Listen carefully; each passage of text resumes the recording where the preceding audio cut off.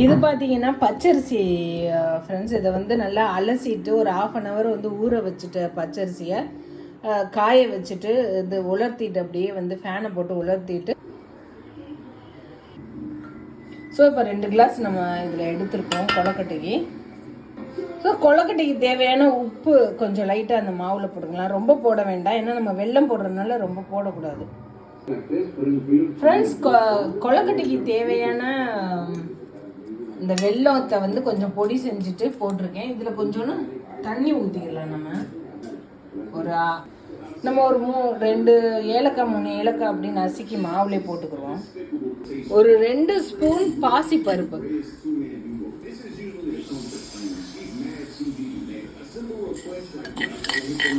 ஒரு 2 ஸ்பூன் பாசி பருப்பு போட்டு இது பண்ணி, இது வந்து கொழுக்கட்டைக்கு போடுறதுக்காக கொஞ்சம் இது பண்ணுறேன். விடு காட்டலாம். ஸோ துருவி வச்சிருக்க தேங்காவை இந்த மாவில் போட்டுடலாம் ஃப்ரெண்ட்ஸ். வறுத்து வச்ச அந்த இதையும் போட்டுக்கலாம், பாசி பருப்பு. இது எல்லாத்தையும் நல்லா மிக்ஸ் பண்ணிக்கலாம். இந்த கொழுக்கட்டைக்கு தேவையான இதெல்லாம் வந்து இனிப்பு நம்ம இது பண்ணி வச்சோம் இல்லையா, அதை போட்டு அப்படியே நம்ம கலக்கணும். இதில் அப்படியே கலந்து மிக்ஸ் பண்ணி ஸோ கொழுக்கட்டை மாவு நல்லா இப்போ பிணைஞ்சிட்ருக்கோம், நல்லா மிக்ஸ் ஆயிடுச்சு.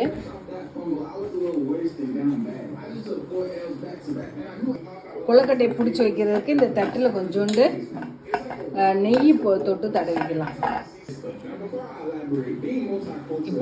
இப்படியே நல்லா பிடிச்சிட்டு இப்படி அமுக்கிட்டு இப்படி வச்சிருவோம். எடுத்துட்டு ஸோ தண்ணி இப்போ வந்து நல்லா கொதி வந்துருச்சு. இந்த டைமில் வந்து நாம் இதை எடுத்து அப்படியே உள்ளே வச்சிடலாம். ஸோ உள்ளே செட்டில் ஆகிடுச்சு, உள்ளே வச்சுட்டேன். இப்போ மேலே இருக்க லிட்டை மூடிட்டு ஒரு 10 minutes வந்து வெயிட் பண்ணுவோம்.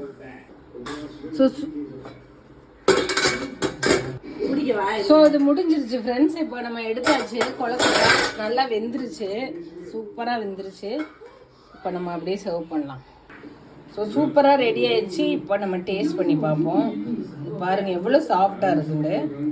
நீங்களும் வீட்டில் இது மாதிரி ட்ரை பண்ணி பாருங்கள், பார்த்துட்டு எனக்கு கமெண்ட்டில் சொல்லுங்கள். ஸோ நம்ம வீட்டில் வேலை செஞ்சிட்ருக்காங்க.